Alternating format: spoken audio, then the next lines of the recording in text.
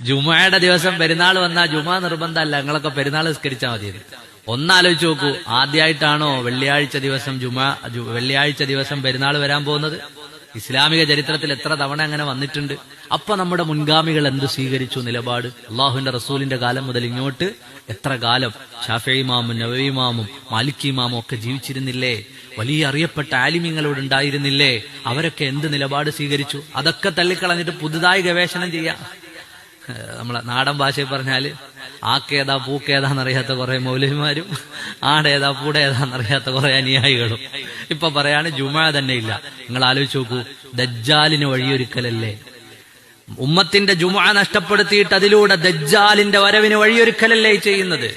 നമ്മൾ വിചാരിക്കും പല വാദങ്ങളും വളരെ നിസ്സാരമാണ്, പക്ഷേ പരിശുദ്ധമായ ദീനിന്റെ അടിസ്ഥാനങ്ങളെ മാന്താണ്. ഉള്ള നോമ്പ് നിസ്കാരം ഒക്കെ മാന്തിയതിന്റെ കൂട്ടത്തിൽ ഇനിയിപ്പം മുഅ്മിനീങ്ങൾ